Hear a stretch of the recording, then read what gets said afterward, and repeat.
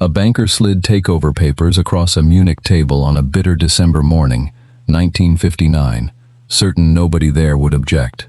Borgward had already filed for bankruptcy weeks earlier. Money had run out at Auto Union too. BMW sat next in line, minutes from disappearing into a rival's hands. Near the back, one quiet shareholder refused to sign what everyone else treated as finished business. His stubborn gamble didn't just rescue that automaker, it rewrote everything the company later became. Drop your country below, then step inside that room with us. Cold air moved through the hall that December morning, thick with cigarette smoke and the particular tension of a room full of people about to lose money. Deutsche Bank's representatives sat near the front, papers already stacked, the outcome treated as settled business, rather than an open question. Records from that period show a company running out of road. BMW's post-war lineup made almost no sense as a business. On one end sat the Isetta, a bubble-shaped microcar built under license, cheap enough for a factory worker but far too small to carry any real profit margin. On the other end sat the 501, 502, 503, and 507. Beautiful, expensive, hand-finished cars that wealthy buyers admired in showrooms and rarely purchased. Nothing existed in between. No mid-size, mid-price car for the actual middle of the German market, the exact segment every competitor was building a future around. That imbalance cost real money year after year, and by 1959, the losses had become impossible to explain away in an annual report. Deutsche Bank, holding significant influence over BMW's finances, had reached its own conclusion months earlier. Absorption into Daimler-Benz wasn't a risk to manage. It was the only remaining option. Minutes from that December meeting, later reviewed by historians, reveal an agreement essentially finalized. Before shareholders even arrived to vote on it, Daimler-Benz would take over BMW's operations. Workers would keep their jobs, technically, though under a different name and a different chain of command. For most people in that room, the vote felt like paperwork. Herbert Quandt didn't see it that way. An industrialist with existing stakes in both companies, Quandt watched the proceedings from a position most shareholders didn't have. He understood exactly what BMW's factories, patents, and half-finished engineering projects were actually worth, separate from what a spreadsheet said about the last 12 months. Against advice from his own bankers, he raised an objection specific enough to delay the final vote. Delay wasn't victory. It bought time, nothing more. And time alone couldn't save a company already losing money every quarter it stayed independent. What Quandt did next, almost entirely out of public view, would decide whether that delay meant anything at all. What followed happened away from any public record: private negotiations, phone calls between Munich and the Bavarian state government, a slow accumulation of shares that pushed Quandt's personal stake toward a controlling position. Documents from early 1960 show him securing an agreement with Bavarian officials that gave him the financial standing to move forward without Daimler-Benz's involvement at all. Weigh the math he was actually staking his fortune on. BMW's balance sheet showed no clear path to profit. Its factories still built cars nobody in the middle class could reasonably afford, or cars too small to matter financially. A controlling stake in a company shaped like that wasn't a safe investment. It was closer to a wager that the company's engineers could design their way out of a problem the accountants had already given up on solving. Board minutes from those first months under Quandt's control read differently than the ones from December. Discussion shifted away from liquidation value and towards something almost nobody at BMW had been allowed to seriously plan for in years. A genuinely new car, built from a blank sheet, aimed directly at the empty space between the Isetta and the 507. Engineers who'd spent the late 1950s watching projects get shelved for lack of funding suddenly found themselves with something rarer than money. They had permission. A factory hall at the Munich Milbertshofen plant, empty and unused for years, got cleared out for tooling nobody had budgeted for 12 months earlier. None of it guaranteed anything yet. A rescued company and a blank sheet of paper don't automatically produce a car buyers actually want. What happened inside that factory hall over the next 2 years would decide whether Quandt's gamble turned into a footnote or a foundation. and the first real test of it was already circling on the calendar, 6 days in September, at a motor show in Frankfurt. 6 days. That's how long BMW had to prove Quandt's gamble correct in front of the one audience whose opinion actually mattered. The press and public gathered at the 1961 Frankfurt Motor Show. Company records from the 2 years leading up to that show describe a project built under conditions nobody at BMW had faced before. Real money, finally, but almost no margin for a second attempt if the design failed to land. Wilhelm Hofmeister led the styling work, and one detail from his approach became something the company would still be using on production cars decades later. A small, sharp reverse-angle kink at the base of each rear pillar, designed to visually shorten a car that needed to look lighter than its actual dimensions.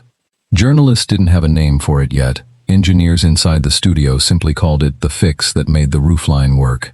Giovanni Michelotti, brought in for additional styling input, pushed the proportions further. A lower stance, cleaner surfaces, nothing that echoed the ornate curves of the old 501 and 502.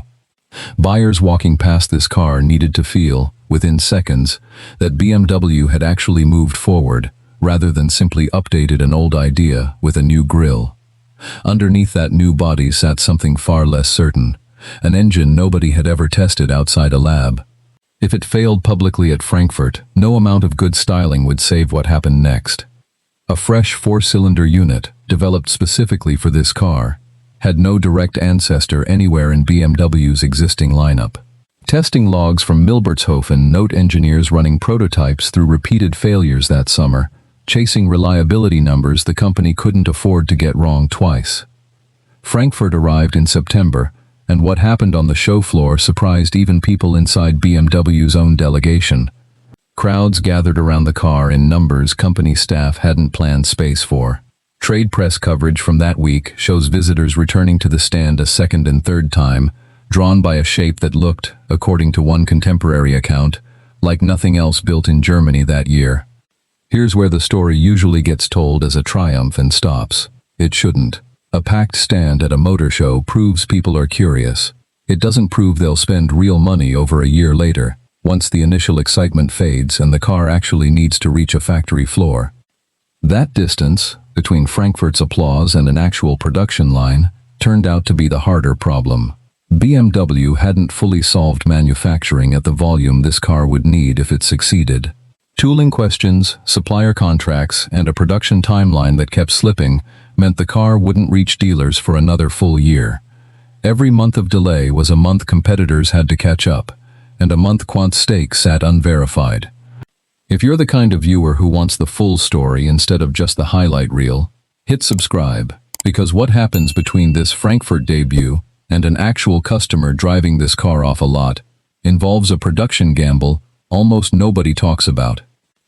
Production finally began in October 1962, more than a year after Frankfurt, under the BMW 1500 badge. Internally, the project had simply been called BMW's middle-class car for most of its development, and the marketing team's own advertising had unintentionally christened something bigger. Ads described it as a new class of car entirely. That phrase, lowercase at first, then capitalized within months, stuck to more than just this one model. Early reviews focused less on styling this time, and more on something harder to fake: how the car actually drove. Testers noted a chassis that felt planted through corners in a way German mid-size sedans rarely managed, a direct result of suspension work borrowed from the same engineering discipline that had shaped the 507's reputation years earlier. Sales began slowly, as new production lines usually do, each unit representing both a paycheck for workers who'd nearly lost their jobs 3 years earlier, and a small, untested data point against everything Deutsche Bank had assumed about this company's future. Nobody at BMW could say yet whether those numbers would climb fast enough to matter. Say, what happened over the following 14 months would answer that question in a way even Quandt's own accountants hadn't dared predict out loud. Ledger books at Milbertshofen closed out 1962, showing something nobody in finance had dared write into a projection just a year earlier. Sales figures from late 1962 climbed steadily rather than spectacularly, month over month, as production finally caught up with the demand Frankfurt had first suggested in 1961. Company records from this period show something specific happening on the balance sheet. For the first time in years, BMW's books closed without a loss. Break even. Not a triumphant figure on its own, but a genuinely remarkable one for a company Deutsche Bank had priced for absorption 3 years earlier. One good year proves almost nothing on its own. Plenty of companies stumble into a single lucky quarter and collapse the next. What Milbertshofen's engineers did next is what actually separated this story from a fluke. They weren't finished. Company archives record immediate work beginning on a larger displacement version of the same platform, what would become the 1800, arriving in 1963 with a bigger engine and sharper performance figures, extending the same body and chassis into a second, more profitable variant. Buyers who'd hesitated on the smaller-engined 1500 now had a reason to walk back into the showroom. That second model mattered more than its sales figures suggest at first glance. A single successful car can be a fluke, good timing, a clever design, competitors briefly asleep at the wheel. A second car, built on the same engineering foundation and finding its own audience within a year, is something closer to proof. BMW hadn't stumbled into one good idea. It had built a platform capable of supporting an entire product line. The annual report tracked something even bigger next, the figure that actually settles the argument this whole story has been building toward. In 1963, BMW's shareholders received a dividend. Company records confirm it was the first dividend paid to BMW shareholders in 20 years, 2 full decades during which anyone holding stock in this company had watched value erode, year after year, with no return in sight. 20 years is long enough for an entire generation of investors to give up entirely. Some had. Quandt hadn't, and neither had the shareholders who'd backed his objection back in that December meeting hall 3 years earlier. That dividend meant more than the figure itself suggested. It stood as verified, external, financial confirmation that the wager made in 1960, pour resources into a car nobody had tested yet, aimed at a space in the market nobody else had successfully filled, had worked. Not in theory. Not in a glowing magazine review. In a number printed on a shareholder statement, the one document type that doesn't leave room for spin. Workers at Milbertshofen who'd watched their factory hall sit empty in 1959 were now running it at a pace the plant hadn't seen in years. Suppliers who'd hesitated to extend BMW credit during the crisis years found themselves negotiating longer-term contracts again. Dealers who'd struggled to sell anything between an Isetta and a 507 finally had a car that moved off the lot at a volume worth planning around.